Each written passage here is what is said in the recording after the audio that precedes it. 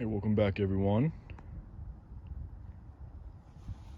Finally got this terrible maple out. So happy about this. It's kind of a beast to get down, but it wasn't too bad. I will be cutting the stump off at the ground there and just burying it. I'm not gonna worry about the roots or anything. And then I just got my hole dug for my Quercus hypoleucoides, which I am so excited about. I cannot wait for this thing to be in the ground. This is my most exciting plant I have going this year and probably for the rest of my life. And this is going to be a fantastic spot for it. Should do very well here. I am going to be basically redoing the whole entire garden this year because I got so much damage from the deer and the cold blast that came through. You can see a lot of my plants are looking pretty rough. Eucalyptus is just going totally strong, barely any cold damage whatsoever. But I did have quite a few deaths this year. As you can see, very sadly, it looks like my main trunk on the needle palm spear pulled this year. First year in the ground, got down to like, 6 degrees. So that looks like it did it in. This one was from Florida.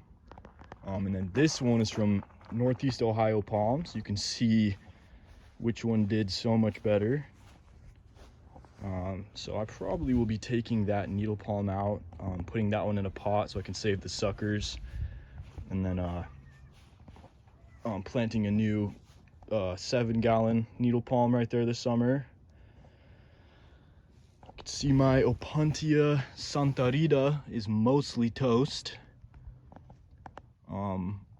Surprisingly, my cactus, it's snowed, so it weighs a lot of my prickly pears down, and then the deer came through and just walked all over all of my cacti, and you can see it broke off all the stems, and which has caused them to just dry out and basically just die. And it happened to my majestic Opuntia Elysiana over here. I am so sad about this. So yeah, it was doing fine, and then they kind of flopped over in the colder weather, and then when there was snow on the ground, the deer came through here, and you can see stepped on my agaves, stepped on all the Opuntias. It basically broke them all apart. It really sucks. So Choicey is doing really nice because it's the only plant I put a deer cage around. Freaking stupid. But I'm gonna get that Quercus hypoleucoides in the ground here, and I will get back to you here.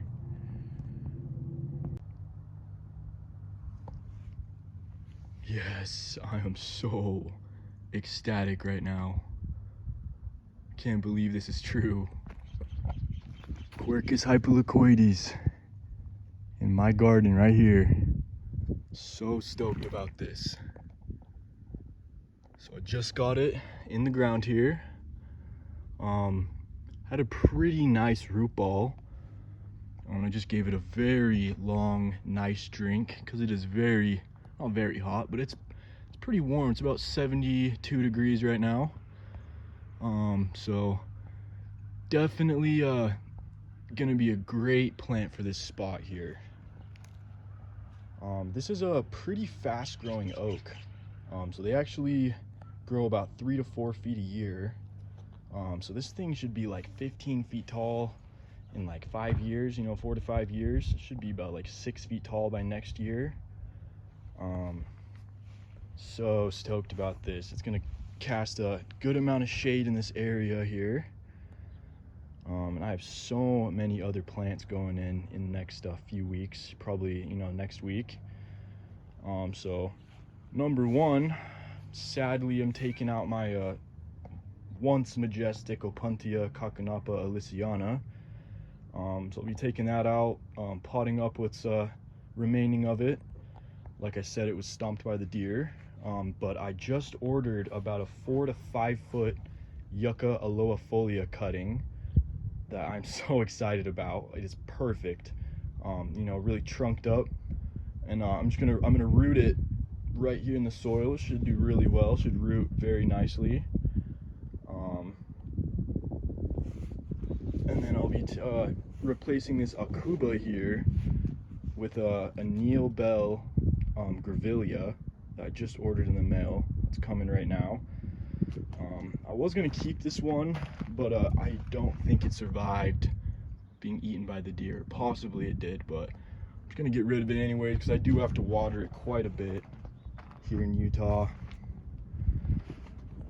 I'll be replacing this Photinia with a limbed up standard Photinia tree. So it should already be about 5 to 6 feet tall.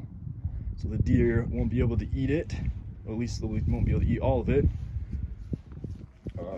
Look how fantastic this Choicea is doing.